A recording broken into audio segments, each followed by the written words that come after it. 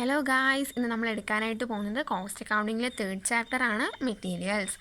അപ്പം എന്താണ് മെറ്റീരിയൽസ് എന്ന് നോക്കുവാണെങ്കിൽ, ഒരു പ്രോഡക്റ്റ് ഉണ്ടാക്കാനായി ആവശ്യമായിട്ട് വരുന്ന സാധനങ്ങളൊക്കെയാണ് നമ്മൾ മെറ്റീരിയൽസ് എന്ന് പറയുന്നത്. ഇപ്പോൾ റോ മെറ്റീരിയൽസ് വരാം, ദെൻ പാക്കിംഗ് മെറ്റീരിയൽസ്, ടൂൾസ് ഒക്കെയാണ് നമുക്കിതിന് എക്സാമ്പിളായിട്ട് പറയാനായിട്ട് പറ്റുന്നത്. അപ്പോൾ അതിനെ രണ്ടായിട്ടാണ് ക്ലാസിഫൈ ചെയ്യുന്നത്. ഒന്നാമത്തെന്ന് പറയുന്നത് ഡയറക്റ്റ് മെറ്റീരിയൽസും പിന്നെ ഇൻഡയറക്റ്റ് മെറ്റീരിയലും. ഡയറക്റ്റ് മെറ്റീരിയൽ എന്ന് പറയുന്നത് ഒരു ഫിനിഷ്ഡ് പ്രോഡക്റ്റ് ഉണ്ടാക്കാനായി നമുക്ക് ഡയറക്റ്റായിട്ട് ആവശ്യമായിട്ടുള്ള കാര്യങ്ങളൊക്കെയാണ് നമ്മൾ ഡയറക്റ്റ് മെറ്റീരിയൽസ് എന്ന് പറയുന്നത്. അപ്പം ഒരു എക്സാമ്പിൾ പറയുമ്പോൾ മനസ്സിലാവും. ഇപ്പോൾ ഒരു കാറോ അല്ലെങ്കിൽ ഒരു മെഷീനറിയൊക്കെ ആവുന്ന സമയത്ത് അവിടെ കൂടുതലായിട്ടും യൂസ് ചെയ്യുന്നത് സ്റ്റീലായിരിക്കും. ഇപ്പം ഒരു ഷൂ ഒക്കെ ആണെങ്കിൽ അവിടെ കൂടുതലായിട്ടും യൂസ് ചെയ്യുന്നത് ലെതർ ആയിരിക്കും. അപ്പോൾ അതിനെയൊക്കെ നമ്മൾ ഡയറക്റ്റ് മെറ്റീരിയൽസ് എന്ന് പറയുന്നത്. ഇനി ഇൻഡയറക്റ്റ് മെറ്റീരിയൽസ് എന്ന് പറയുന്നത് നമുക്കത് ഡയറക്റ്റായിട്ട് ചാർജ് ചെയ്യാനായിട്ട് പറ്റില്ല. ഇപ്പം എക്സാമ്പിൾ പറയുകയാണെങ്കിൽ ഗ്രീസ്, പിന്നെ പിൻസ്, സ്ക്രൂസ്, ഇങ്ങനെയുള്ള കാര്യങ്ങളൊക്കെയാണ് വരുന്നത്. ഇതൊരിക്കലും ഫിനിഷ്ഡ് പ്രോഡക്റ്റിൻ്റെ ഒരു ഭാഗം ആവാറില്ല. ഇനി അടുത്തതായി നോക്കാൻ പോകുന്നത് മെറ്റീരിയൽ കൺട്രോൾ എന്താണെന്നാണ്. സ്റ്റോറേജിലും പിന്നെ ആ മെറ്റീരിയൽസിൻ്റെ യൂസേജിലെല്ലാം ഒരു കൺട്രോൾ കൊണ്ടുവരിക എന്നാണ് ഇതിലൂടെ ഉദ്ദേശിക്കുന്നത്. അതിൽ 5 R's ആണ് വരുന്നത്. ഒന്ന് right quantity, right quality, right price, right time and right source. ഇതിൻ്റെ ഇമ്പോർട്ടൻസ് പറഞ്ഞാൽ എന്തായിരിക്കും? നമ്മൾക്ക് പ്രൊഡക്ഷനൊന്നും ഡിലേ ഇല്ലാതെ ചെയ്യാനായിട്ട് പറ്റും, പിന്നെ വേസ്റ്റേജ് എല്ലാം കുറയ്ക്കാനായി പറ്റും, പിന്നെ ഫണ്ടെല്ലാം കറക്റ്റായിട്ട് യൂട്ടിലൈസ് ചെയ്യുക, സ്റ്റോറേജിൻ്റെ കോസ്റ്റ് എല്ലാം കുറയ്ക്കാനായിട്ട് പറ്റുന്നു, പിന്നെ നമുക്ക് ആ റിസോഴ്സസ് എല്ലാം കറക്റ്റായിട്ട് ഉപയോഗിക്കാനായിട്ട് സഹായിക്കുന്നു. ഓക്കെ, അടുത്ത ടോപ്പിക്കാണ് പർച്ചേസിംഗ് എന്ന് പറയുന്നത്. പർച്ചേസിംഗ് എന്ന് പറയുന്നത് നമ്മൾ റൈറ്റ് ക്വാളിറ്റിയിൽ, റൈറ്റ് ക്വാണ്ടിറ്റിയിലും അതുപോലെ തന്നെ കറക്റ്റ് സമയത്ത് കറക്റ്റായിട്ടുള്ള പ്രൈസിന് നമ്മൾ മെറ്റീരിയൽസ് വാങ്ങുന്നതിനെയാണ് പർച്ചേസിംഗ് എന്ന് പറയുന്നത്. അതിൽ 2 ടൈപ്സ് ഓഫ് പർച്ചേസിംഗ് ആണ് വരുന്നത്. ഒന്ന് സെൻട്രലൈസ്ഡും പിന്നെ ഒന്ന് ഡീസെൻട്രലൈസ്ഡും. സെൻട്രലൈസ്ഡ് പർച്ചേസിംഗ് എന്ന് പറയുന്നത് ഇപ്പോൾ ലാർജ് കൺസേൺ ഒക്കെ ആണെന്നുണ്ടെങ്കിൽ പർച്ചേസിംഗ് ഡിപ്പാർട്ട്മെൻറ്റ് സെപ്പറേറ്റ് ഉള്ളൊരു ഡിപ്പാർട്ട്മെൻറ്റ് ഉണ്ടാവും. സോ ആ എല്ലാ ഡിപ്പാർട്ട്മെൻറ്റിനും വേണ്ടിയിട്ടും അവർ മെറ്റീരിയൽസ് വാങ്ങുന്നത് പർച്ചേസ് ഡിപ്പാർട്ട്മെൻറ്റ് ആയിരിക്കും. അപ്പോൾ ഇതിൻ്റെ അഡ്വാൻറ്റേജസ് എന്തൊക്കെയായിരിക്കും? നമുക്കിതിൻ്റെ ബൾക്ക് പർച്ചേസിൻ്റെ അഡ്വാൻറ്റേജ് ഉണ്ടാവും. പിന്നെ നമുക്ക് പർച്ചേസ് ചെയ്യുന്ന സമയത്ത് അതിൻ്റെ കോസ്റ്റ് റെഡ്യൂസ് ചെയ്ത് കിട്ടും. പിന്നെ എല്ലാ മെറ്റീരിയൽസിനും യൂണിഫോം ആയിട്ടുള്ള ക്വാളിറ്റി ആയിരിക്കും ഉണ്ടാവുന്നത്. ദെൻ അടുത്തത് ഡീസെൻട്രലൈസ്ഡ് പർച്ചേസിംഗ് ആണ്. ഡീസെൻട്രലൈസ്ഡ് പർച്ചേസിംഗ് എന്ന് പറയുന്നത് ഓരോരോ ഡിപ്പാർട്ട്മെൻറ്റിന് വേണ്ടി ഓരോരോ ഡിപ്പാർട്ട്മെൻറ്റിന് വാങ്ങുന്നതിനെയാണ് ഡീസെൻട്രലൈസ്ഡ് പർച്ചേസിംഗ് എന്ന് പറയുന്നത്.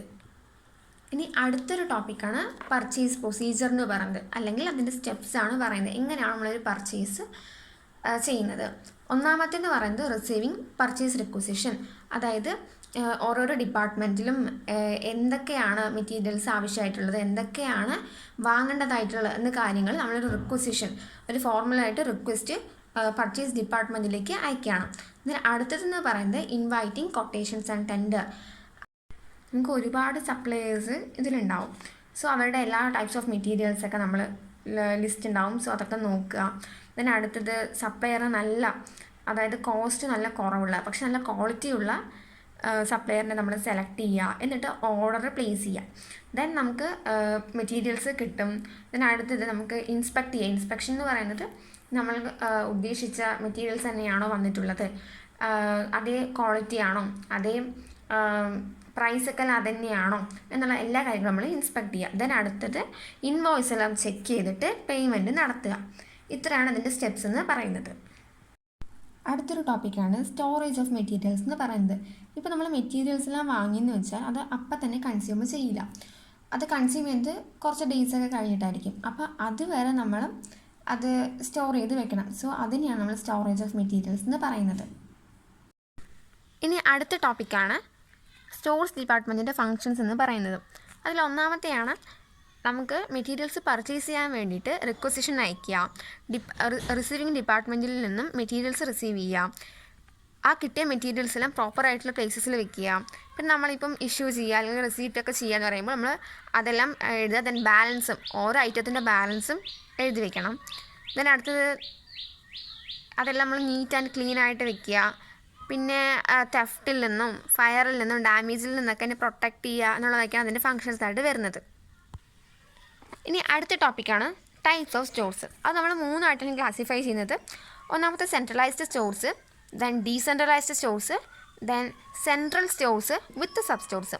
അതിലൊന്നാമത്തെയാണ് സെൻട്രലൈസ്ഡ് സ്റ്റോഴ്സ് എന്ന് പറയുന്നത്. ഇതിൽ എല്ലാ ഡിപ്പാർട്ട്മെൻറ്റിൻ്റെ ആവശ്യമായിട്ടുള്ള മെറ്റീരിയൽസ് എല്ലാം നമ്മൾ ഒരു പ്ലേസിൽ തന്നെ കീപ്പ് ചെയ്യുകയാണെങ്കിൽ അതിനെ സെൻട്രലൈസ്ഡ് സ്റ്റോഴ്സ് എന്ന് പറയുന്നു. അത് നമ്മൾ ഇതെല്ലാം ഹാൻഡിൽ ചെയ്യുന്നത് ഒരു single store കീപ്പറായിരിക്കും.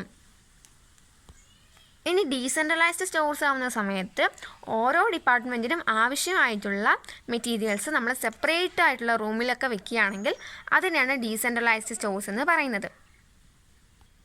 Then third one ആണ് central stores with sub stores. ഇതെന്ന് പറയുന്നത് സെൻട്രലൈസ്ഡ് സ്റ്റോഴ്സിൻ്റെയും ഡീസെൻട്രലൈസ്ഡ് സ്റ്റോഴ്സിൻ്റെയും കോമ്പിനേഷനാണ് central stores with sub stores എന്ന് പറയുന്നത്. ദെൻ അടുത്ത് വരുന്ന ടോപ്പിക്കാണ് സ്റ്റോഴ്സ് റെക്കോർഡ്സ് എന്ന് പറയുന്നത്.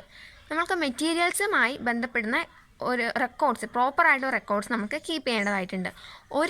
വൺ സെറ്റ് എന്ന് പറയുന്നത് സ്റ്റോർ കീപ്പറും മറ്റൊരു സെറ്റ് എന്ന് പറയുന്നത് കോസ്റ്റിംഗ് ഡിപ്പാർട്ട്മെൻറ്റുമാണ് മെയിൻറ്റെയിൻ ചെയ്യേണ്ടത്. ദെൻ അടുത്ത ടോപ്പിക്കാണ് records maintained by the store keeper. ഒരു സ്റ്റോർ കീപ്പർ മെയിൻറ്റെയിൻ ചെയ്യുന്ന റെക്കോർഡ്സ് എന്ന് പറയുന്നത് ബിൻ കാർഡാണ് വരുന്നത്. ഇപ്പോൾ നമുക്ക് മെറ്റീരിയൽസ് റിസീവ് ചെയ്യുകയോ അല്ലെങ്കിൽ ഇഷ്യൂ ചെയ്യുകയോ സമയത്ത് നമ്മൾ ബിൻ കാർഡിൽ റെക്കോർഡ് ചെയ്യും. പിന്നെ അതിൻ്റെ ബാലൻസും പിന്നെ maximum level, minimum level, reorder quantity അങ്ങനെയുള്ള കാര്യങ്ങളെല്ലാം നമ്മൾ അതിൽ കാണിക്കണം. ഇതെല്ലാം നമുക്ക് വരുന്നേ ഉള്ളൂ, അത് പിന്നീട് പറയാം. ഇനി കോസ്റ്റിംഗ് ഡിപ്പാർട്ട്മെൻറ്റിൽ മെയിൻറ്റെയിൻ ചെയ്യുന്ന റെക്കോർഡ് എന്ന് പറയുന്നത് സ്റ്റോഴ്സ് ലെഡ്ജറാണ്. ഇത് മെയിൻറ്റെയിൻ ചെയ്യുന്നത് accounting section of the costing department ആണ്. ഇവിടെയും റെസിപ്റ്റും ഇഷ്യൂവും ബാലൻസൊക്കെയാണ് ഇവിടെ കാണിക്കുന്നത്.